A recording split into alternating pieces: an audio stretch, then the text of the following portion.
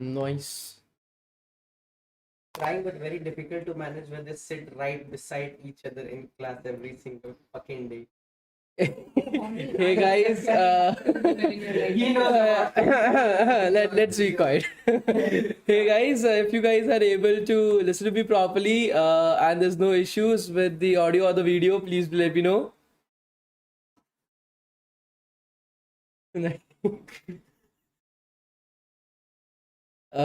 Hey guys, if I am audible and there's no issues with the audio or the video, please let me know, guys.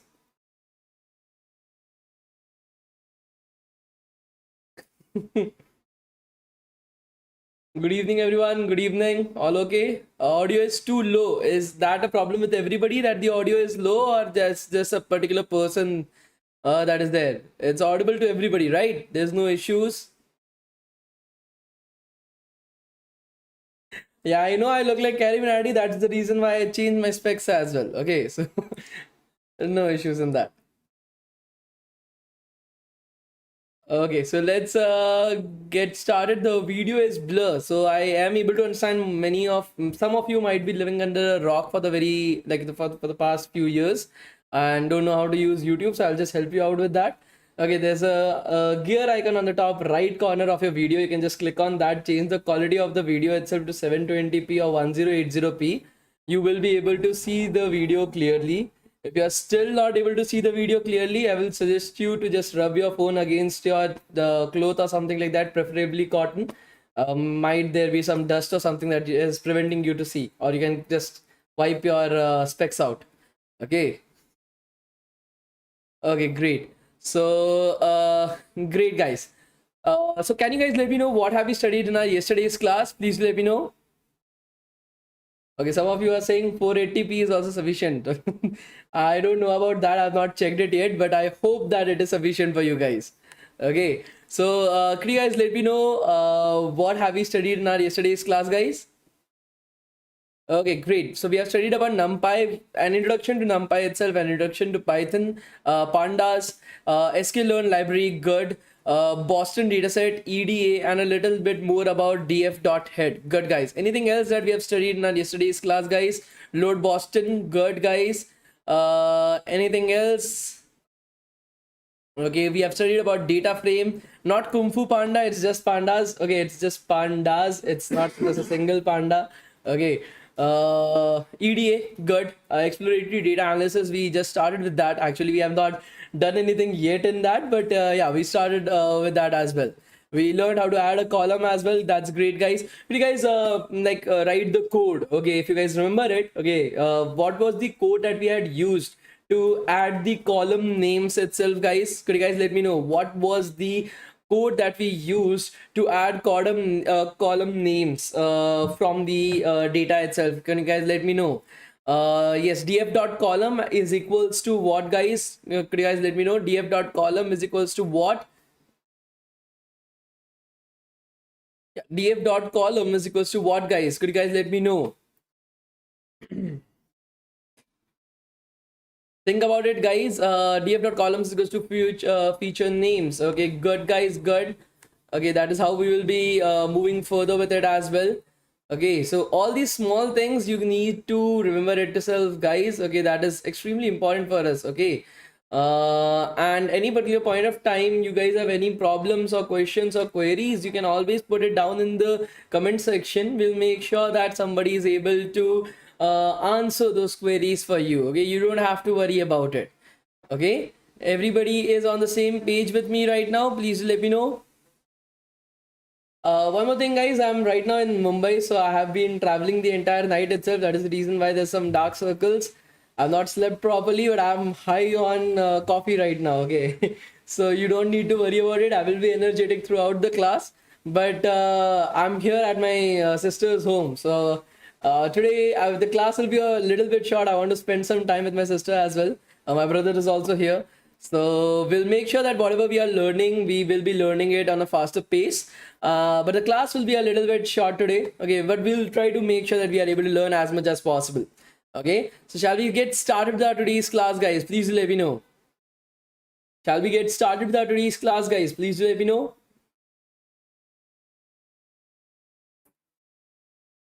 Great, guys. Amazing, amazing. So let's get started right away, guys. So yesterday we saw all these different columns and their informations as well. I hope so that after the class you went through the column names and the information that is there. Right now I'm not able to see your live chat. I would be requiring my phone and I don't know where I've kept it. Give me a second, guys. I'll need to find my phone. Okay, just give me a second.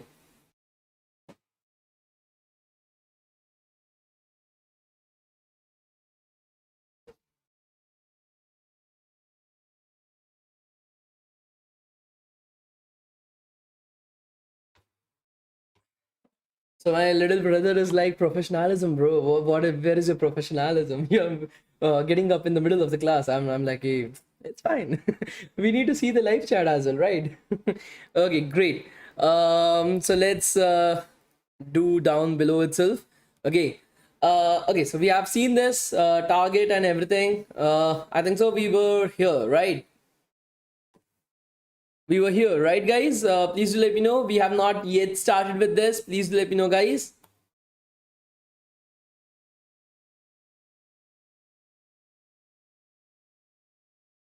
Great. So let's get started, guys. The first thing that we need to understand is up till now, whatever we have seen, okay, these were the features that were there. Okay, that these were the features that were there, features of the house that you're currently seeing, the columns of the house that you're currently seeing. Okay, for example, for the student, it was just the questions, right? The questions were the features. Okay, questions were the data that you had. Okay, they were not labels. Labels were the answers. If you guys remember, there were questions and answers. Answers were your labels. Okay, similarly for your houses as well, there will be different features. So what is the crime rate right now? Okay, what is the proportion of the residential land zones? Okay, all these are not the value of the house, right? Your target, your basically your label for the house is the price of the house. Are you guys able to understand this? The price of the house is the label that is there. Okay, that is the target, that is what we want to achieve. Okay, these are just whatever we have added up till now. Okay, these are just the features. Okay, these are just the features of the house, guys, not the label. Just the information that is there, the data that is there. Okay, not the label, just the information. These are just the questions that are there for you guys. Okay, now we need to add the labels as well associated with each of these house. Okay, whatever features are there, according to that, what is the price of the house, that also is already given to us in the load Boston data set itself that we are having right over here.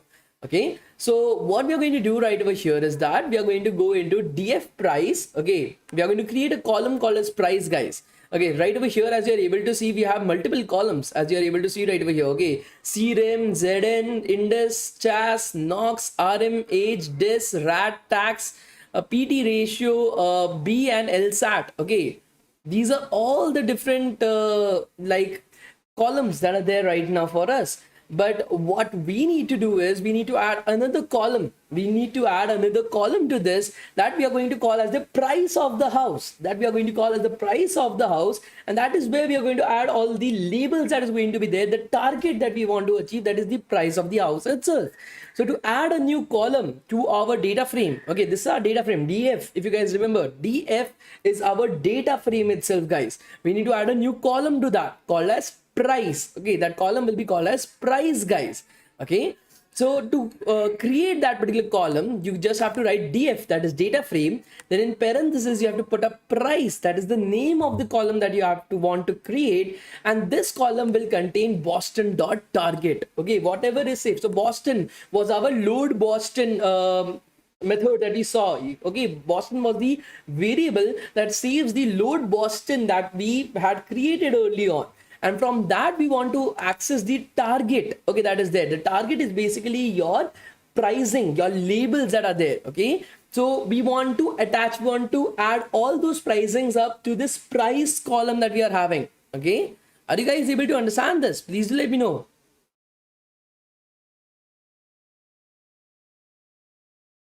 Are you guys able to understand this? Please do let me know, guys.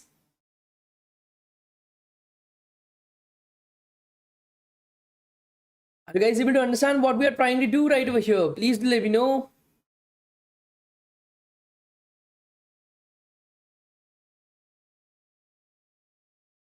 Is there still any questions or queries, guys?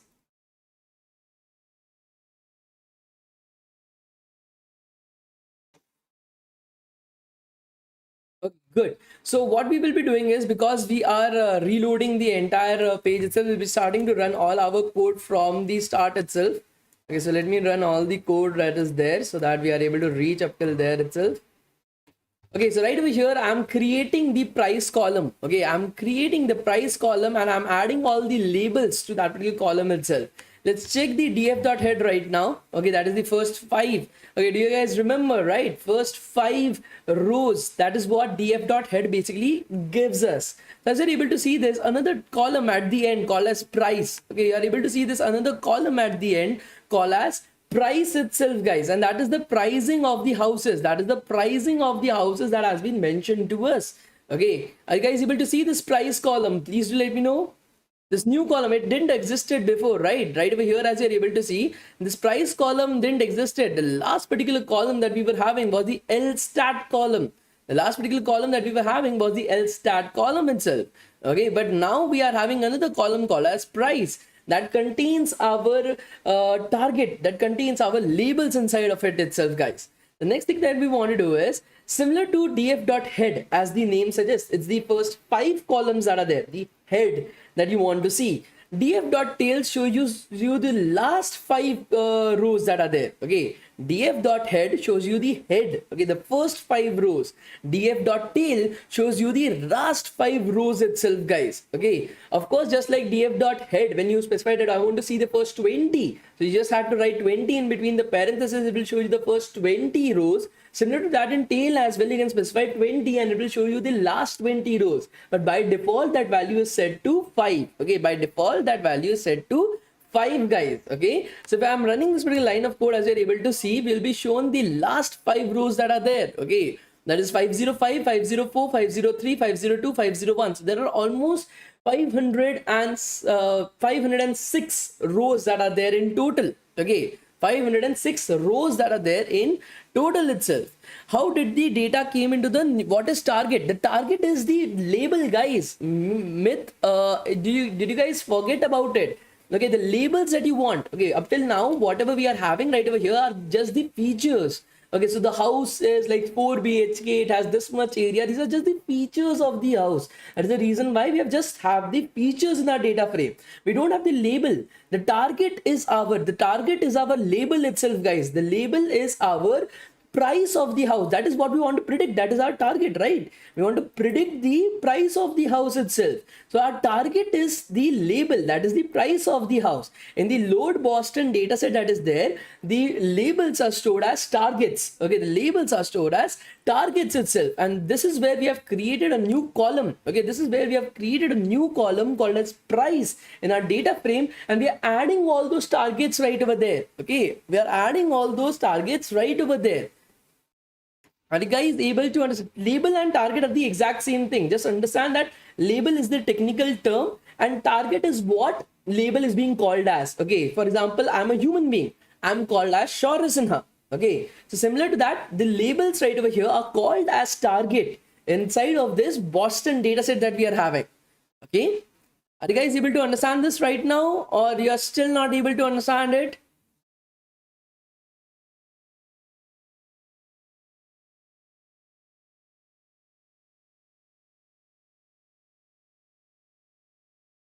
Bad rocks, df is our data frame. Okay, we created df, right? It was our data frame that contains our data, the data that pandas created.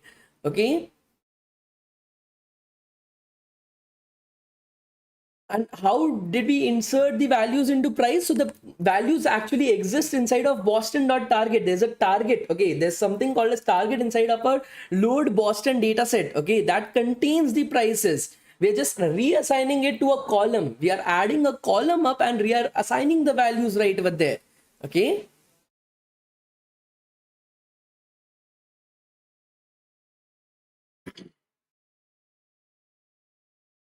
can we change the target with another name? No. So the prices are being stored. So the labels are being stored by the name target inside of load Boston. Okay, we cannot change target. Yes, we can change the column name. The prices we can set it up to be Shaurya as well. It is of no use. Okay, you can change it to anything.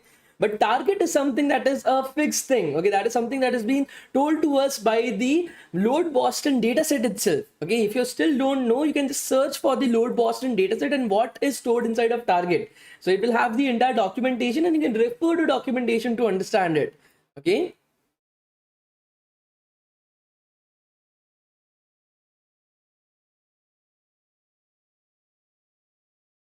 Yes, Badrock, you can understand it like that as well. Okay, so right over here, as you're able to see, df.tail is giving you the last 5 rows. Okay, the last 5 rows of your data set. Okay, the last 5 rows of your data set itself. Okay, the next particular thing that we want to see is what is the shape of our data set. So so shape is a particular term that is for matrices, right? Two-dimensional matrices, if you are thinking about it, 3 by 3. Okay, a 3 by 3 matrix that you are thinking about it, the shape of that matrix will be 3 by 3. Okay, number of rows, comma, number of columns. That is what shape basically signifies. Okay, so what is the current shape of our data frame? Okay, that is what we want to identify. How many rows are there? How many columns are there? Okay, we already knew that there were 13 columns. But if you guys remember, right now we have added a new column called as price. Okay, we have added a new column called as price, guys. So now the number of columns in our data frame is 14. Okay, if you just like count it, okay, 1 2 3 4 5 6 7 8 9 10 11 12 13 14. So there are 14 different columns that are there right over here. So df.shape will give you the shape of your data frame, rows comma column. Okay, how many rows are there, how many columns are there? Okay, so as you're able to see, if I'm running this particular line of code, then we are getting 506 comma 14 as our answer. Okay, we are getting 506, that is 506 rows and 14 columns right over here. Are you guys able to understand this? Please let me know, guys. Are you guys able to understand this? Please let me know.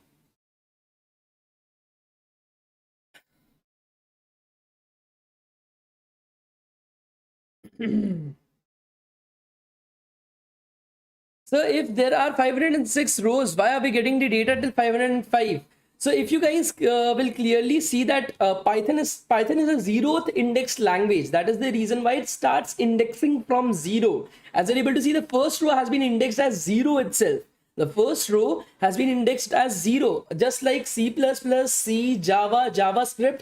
Python is also a zeroth indexed language. Okay, so it starts indexing from 0. So if it is starting the indexing from 0 and if it is ending the indexing at 505, how many rows are there, guys? 506 rows are there. Okay, just like if you are thinking about it, if you start counting from 0 as the first number, you're going up till 505, then there are 506 rows that are there. Okay, are you guys able to understand this? Please let me know. Saksham Agrawal, your questions answer how to get the like column names instead of numbers. I've already answered in yesterday's video. That was the first question I asked in today's video as well. So you can just refer the video once again, okay, for your answer. Okay. Now in Python, there are various different kinds of data that exist, right? As you're able to see, this is another kind of data. Okay, this is a text. Okay, this is just text right over here. These are just characters that are there.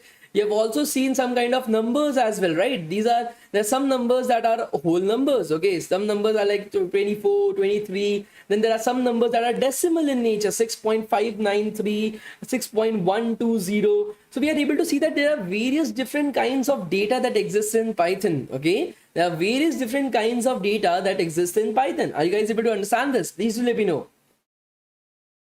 Like if you are able to see this, there are text, there are numbers, there are whole numbers, there are decimal numbers. So there are various different kinds of data. Shivam Singh, I will not be sharing the collab notebook. Please focus upon the class. Okay, great. So right over here, as you're able to understand, there are various different kinds of data inside of Python. We are going to learn about 3 of these data types that are there, 3 or 4 of these data types that are there. I will just be letting you guys know right now. Give me a second. Let me open up Paint.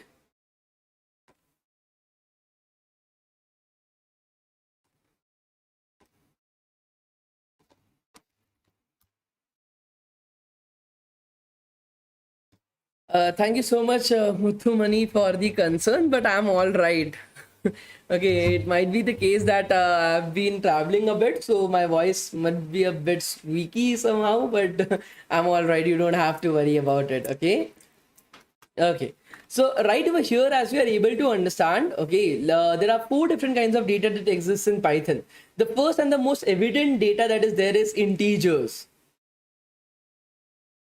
As the name suggests, it is basically the integers that exist in mathematics. Okay, in mathematics also you must have learned about integers, right? So numbers like -3, -2, 0, 1, 2, 3, all these numbers are integers. Okay, this is something that you have already learned in mathematics. It's the exact same concept right over here as well. Okay, these are called as integers. These are proper numbers itself. Okay, there's no decimal points at any particular point of time. Okay, the second particular type of data that you will be able to see are decimal numbers. These are called as floats in Python. The decimal numbers that you use at any particular point of time in your daily life. Though the technical term for decimal numbers in Python is called as floats or floating point number. The float, F-L-O-A-T, float, or floating point number. I know my handwriting is not that great, but I hope that you are able to understand what I'm saying. Okay. So right over here, as you're able to see, you are having, for example, -3.14, 2.0 will also be a floating point number, guys. Okay, 2 is a integer, but 2.0 is a floating point number. Okay, then you're having 2.17, you are having let's assume 6.125693 or something like that. Okay, so random numbers I've used right over here, but as you're able to understand, okay, 2 is an integer, guys. 2 is an integer, but 2.0 will be a floating point number or a float. Okay, 2.0 will be a floating point number, but 2 will be an integer. So please make sure that whenever you are putting a decimal point, that becomes a floating point number itself, guys, or a float. Okay, are you guys able to understand this? Please do let me know.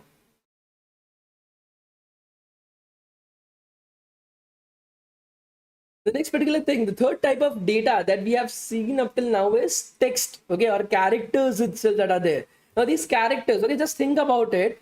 You say that you are having a string of pearls, right? You are having a string of pearls. Okay, necklace is basically what? A string of pearls, right? So right over here, you are having a string of characters as well. Okay, some characters coming together to form something. Okay, that is called as string. Okay, that data set, that data type is called as strings in Python, guys. So third different kind of data that we are going to learn is string, string. Okay, string, string itself. A string is basically anything that you're putting in between double quotations marks or single quotation mark is a string. Okay, anything that you're putting up in between a double quotation mark or a single quotation mark is a string. For example, it can contain capital letters, it can contain small letters, okay, it can contain spaces, it can contain numbers, it can contain special characters, okay, it can contain anything inside of it. Okay, it can contain anything inside of it, guys.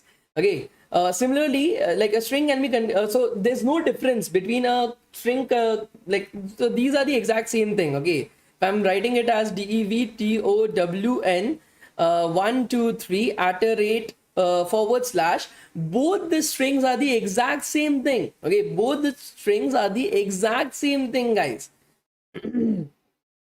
Are you guys able to please let me know? Both, because if you're creating it using double quotation marks or the single quotation marks is the exact same thing. Okay, this is Teddy, this is not C++ or C. Okay, this is Python. Double does not exist right over here. Focus upon what I'm teaching. Okay, these are the 4 basic data types that you should be learning right now. Okay, the last particular data type that you need to learn about, the 4 data type that you need to learn about is Boolean data type, guys. BOOLEAN, Boolean. Okay, Boolean data type. I'm so sorry. So this Boolean data type has just 2 values inside of it. Luckily for us, it has just 2 values inside of it. Nothing else, nothing more, nothing less as well. That is just true and false. Okay, I've just written the wrong spelling of false, but just try to understand it. So boolean basically can either be true or false. Okay, so you have studied logic gates, right? You have studied logic gates when you were in school. Can you guys let me know? You have studied logic gates when you were in school, right? Vipin Thakur, right now we are just focused upon the basic data types that are there in Python. There are more than 12 different data types that are there in Python, but we are not concerned with that. We are only more than 12. Okay, there are n numbers of data types that are there, depending upon what kind of PC configuration you are having, what kind of CPU that you are having. I can just, each integer can also be, I can categorize into 4-5 different types. But right now we are not concerned with that. We are just concerned with the basic data types that exist in Python. Okay. In the future, we'll be having like a 15 days bootcamp on just Python, where I will be going a lot deep into just Python as a topic itself. There we'll be learning about different kinds of data types that exist. Right now, for the purpose of the machine learning concepts, we just need to know about these 4 data types that exist.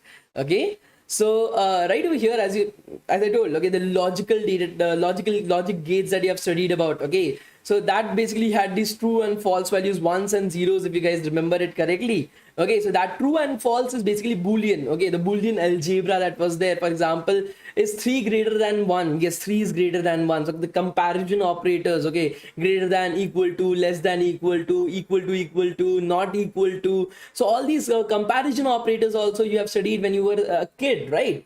Okay, is 3 greater than 1? Yes, 3 is greater than 1. The answer is true. Okay, is 1 greater than 3? No, 1 is not greater than 3. The answer is false. So all these true and false values that exist, that is called as a Boolean value. Okay, that is called as a Boolean value. Okay, are you guys able to understand this? Please do let me know. Yes, the XOR, OR, AND gates, all these gates that you have studied about, that exists in Python as well, that exists in programming in general. Okay, a computer is basically ones and zeros and nothing else. Okay, so the entire basics of the computer is built upon the concept of Boolean. Okay, okay, great guys. So let's move. So once you are able to understand these are the 4 basic data types that exist in Python, we can move further with that. Okay, so there is a new particular so df.columns basically give you the list of the columns that are there in the current data frame itself. As you're able to see, crem, zn, indus, chas, nox, rm, age, dis, rat, tax, pt ratio, bill, sat, and your price. So these are all the different column names that are there inside of your data frame as of this particular point of time. Okay, can we use characters and numbers in one string? Guna, that is the example that I've used as well. There's characters, there's numbers, there is special characters as well in just one string. So yes, you can do that. Okay, just looking at the example, you can understand that. I hope so. Okay, so similar to that, there is another particular method that you want to learn about. Okay, why is the target price not shown by default in the dataset? Because the person who created the dataset has created it in such a way. I've not created it. You can just call him up and ask him. I cannot answer that for you. But the person who has created it in such a way itself, wherein everything is in individual pieces and you can piece them together using Python. Okay, just to ensure that there is more customizability at the end of the day. So df.dtype, okay, that is the short form for data types itself. Okay, d types, data types. Okay, it will give you the data type for each of the columns that exist inside of the data frame itself. Okay, it will give you the data type of each of the columns that are. If you use tax, then it shows 506 rows having tax column. I'm not able to understand the question itself. Okay, so d types is basically your data types. What is the data type of the all the values that are there in each of these columns? Okay, what is the data type for all the values that are there in each of these columns itself? Okay, that is what it basically gives us. So crem has float, zn has float, indus has float, everybody has float. Okay, so everybody has float. Okay, there's no integer, there's no string, there's no boolean.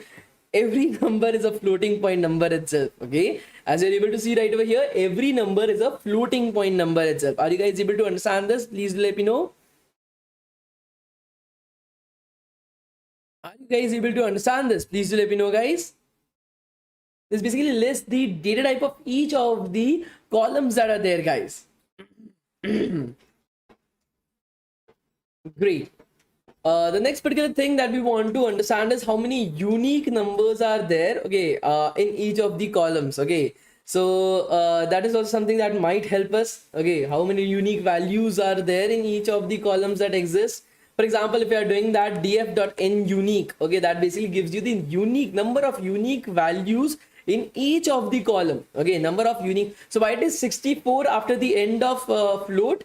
I will not be explaining that here. It is not a concept that you guys will be able to understand in such a short time frame. You can Google it up. It basically depends upon the number of bits, the amount, number of decimal points that the float can save up to. Okay, so number of bits that it can save up to. Okay, number of decimal points that it can save up to. You can just search about it on Google. You will be able to understand it. Right now, if I start explaining that, we'll just be wasting 15-20 minutes to understand why that 64 exists. Okay, I don't want to do that. Just try to understand it. That is the memory that it can be utilized, okay, to save a decimal point number itself. Okay, can you provide me with the load Boston dataset? It's already provided in Python. If you just write load Boston, it will just be loaded up for you. Okay, I don't need to provide it. Okay, so right over here, as you're able to see, df.n unique basically gives you the number of unique values that exist in each of the columns itself. Okay, number of unique values that exist in each of the column. For example, in the chase, CHAS, if you go upstairs, okay, in the CHAS, as you are able to see, most of the values are either 0 or 1. Okay, that is the two values that are there, 0 or 1. That, as you're able to see, most of these are 0, but there are ones as well. You don't have to worry about it. Let us take up some 20 right over here and 20 below as well. Let's check if we are able to find any 1 right over there. Okay, it's all 0, 0, 0, 0, 0. Okay, so here we are getting all zeros itself. Let us take 20 right over here as well. Maybe we will be able to see a 1. No, we are not able to see any ones, but there are ones that exist in this particular column, guys. So as you're able to see, there is only two values that exist in CHAS chess. Okay, that is either 0.0, 1.0. This is the only two values that exist in that particular column. Okay, similar to that, in the rim column that is there are 504 unique numbers from 506 rows that are there. Okay, in ZN there are 26 unique numbers, then there are 76 unique numbers, 81, 446, 356, 412. In RAT there are 9 unique numbers, and so on and so forth. In price there are 229 unique numbers. Okay, so unique values in each column. Okay, unique values in each column. Okay, so for example, if you are having the first column itself, okay, CRM, as you're able to see, most of the numbers are the exact same.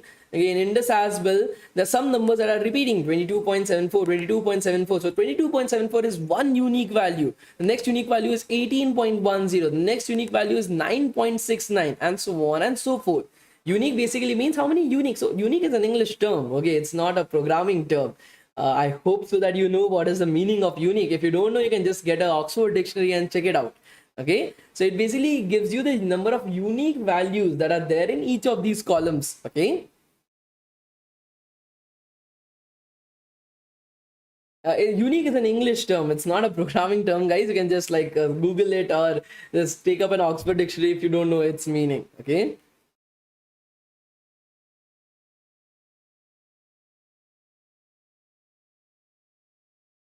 Okay, great. Now, what we're going to see is there any column right now that we are having that has some empty values? Like there is no value in that particular row. Okay. Maybe in some particular row and some particular column, there is just no value that is there. Are you guys able to understand what I'm trying to say? Okay, we want to check if there is any particular location in the entire matrix, in the entire 506 rows by 14 columns where there is no value.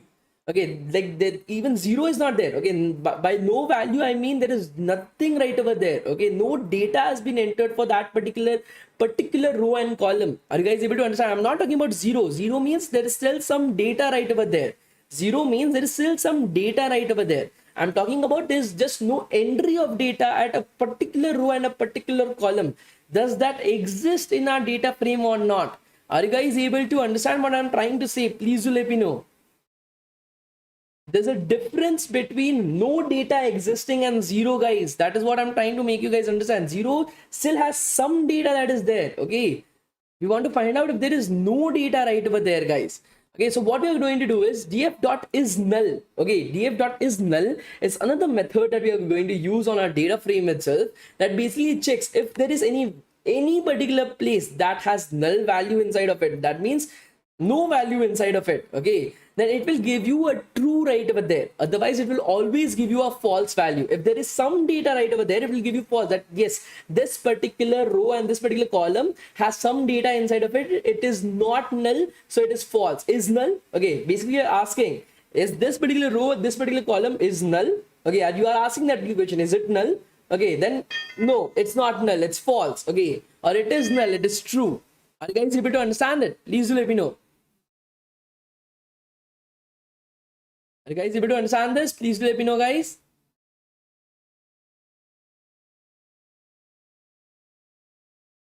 Great. So df.isNull, as you're able to see, we are getting an entire thing and most of them are false, but we are still not able to understand whether if there is any value that is true, because we are not able to see the entire data frame at once, right? We are not able to see the entire data frame as one. Even if we were able to see the entire data frame, that is 106 rows and 14 columns, to identify a false inside of that, that will be a big big statement for us, right? It will take a lot of effort from our end to find the true in this entire matrix itself. So what we are going to do, please remember, okay, right, I said it's a boolean value, right? True and false is a boolean value. True is represented by the number 1, false is represented by the number 0. Okay, you guys know that, right? True is represented by the number 1, okay, and false is represented by the number 0. You guys know that, right, guys?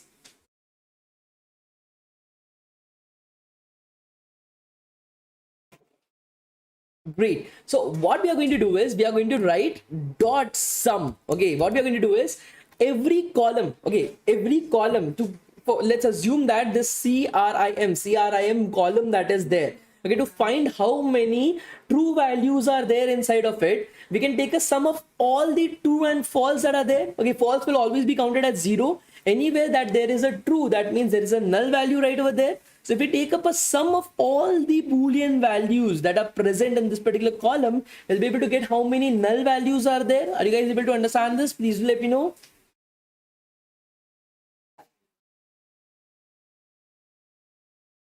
Are you guys able to understand this? Please let me know.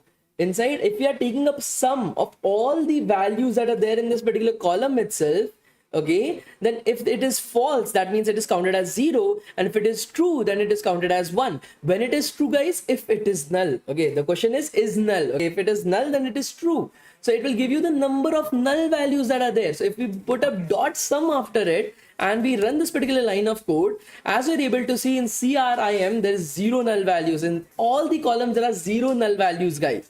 Okay, in all the columns, there are 0 null values. Now this data set is already pre-cleaned for you guys, it is pre-processed for you guys. Usually there will be a lot of missing data, a lot of wrong data and everything, but because it is pre-processed for you guys, you don't have to worry about it. You are directly getting zeros. Otherwise we will be having, like, wherever it was like a null values were there, we will have put average values right over there. Okay, that is what we would have done. Okay, if there were any null values that were there in the column, we would have put in the average value right over there. We cannot take up null values, right? We cannot have null values. How will we process the data if we don't have all the data that is there? What we would have done is, wherever there were null values, we would have inserted the average of the entire column. Okay, we would have average, whatever average of the entire column was there, that we would have inserted it right over there. Okay, but because it is already pre-processed, pre-cleaned for you guys, you're able to see that there is no null value in the entire data set itself. Everything is properly filled out. Okay, are you guys able to understand this? Please let me know, guys.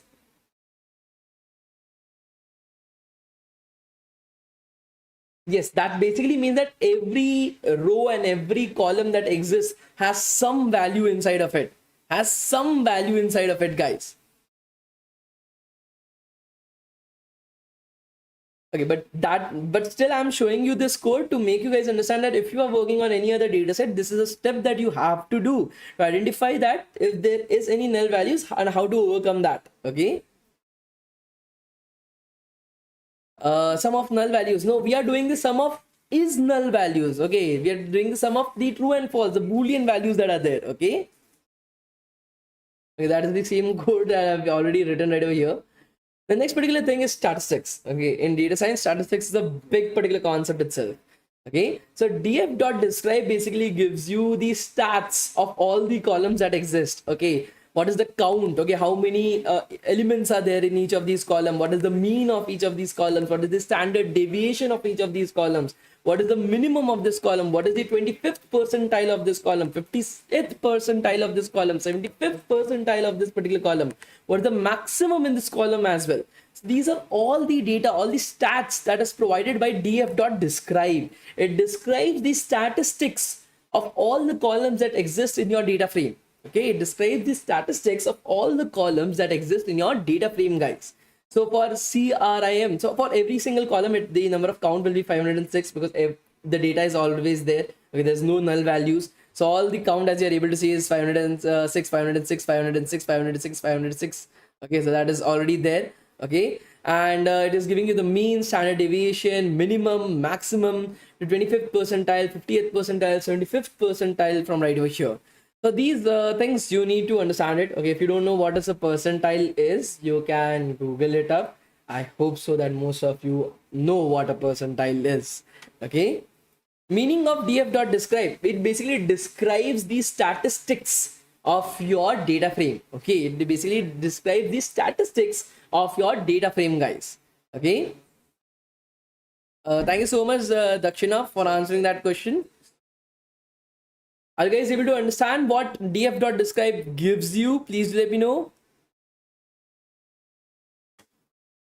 No, this trust, the algorithm is not that hard. Okay,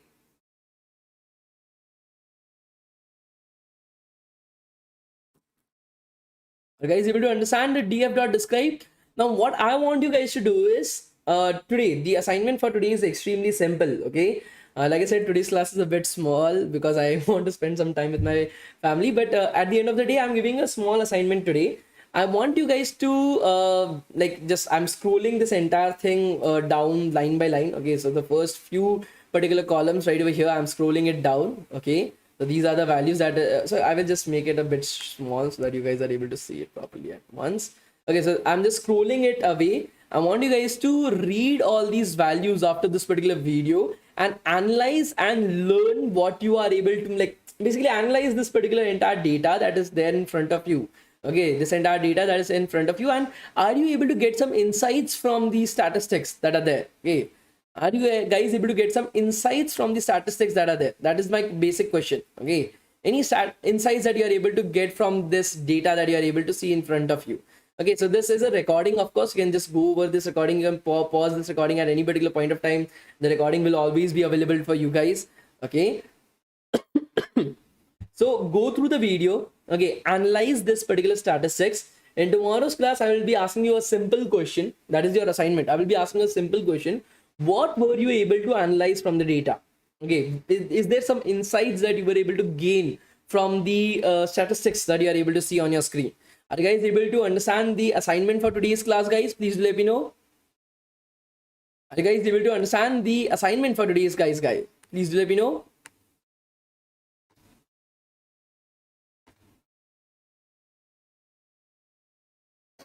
Great, guys. So I'll be giving you guys the attendance for today. Then we'll be closing out our class itself. You will be having 7 minutes again to fill out the attendance once I have given you the attendance itself. Give me a second. Shorten URL, copy URL, stream. I put the attendance in the live chat, guys. Okay, I put the SML attendance in the live chat, as you are able to see. You have up till 8:26 to fill out the attendance. Okay, 8:26. Set an alarm for 8:26.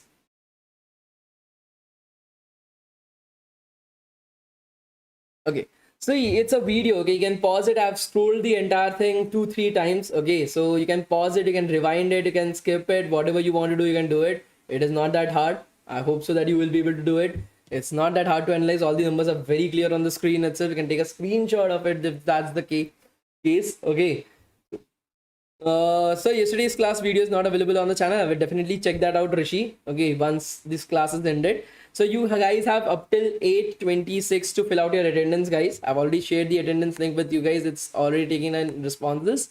We'll be meeting in tomorrow at 7:30 again. We'll be continuing our class right over there. And if we are able to have a good class tomorrow, I will have a small surprise for you guys as well. Okay, So thank you so much, guys, and we'll be meeting tomorrow. And so, how was the Boston dataset generated when there was no Python in 1990s? So no data is generated, right? You collect data. For collecting data, why do you require Python? Okay, Python is used to analyze data. To collect right now, if I want to collect data, I will just ask you that, okay, what is your name? Okay, what is your age? What you are studying right now? And I will just write it down on a sheet of paper or on an Excel sheet. Okay, that is how you collect data. You don't require Python to collect data, right? Okay. So thank you so much, guys. I'm actually with my sister and my brother, so I want to spend some time with them. Tomorrow we'll be having our class and we'll be moving on from right over there itself. Okay. So thank you so much, guys, and we'll be continuing from right over there from tomorrow at 7:30. Thank you so much, guys. Thank you.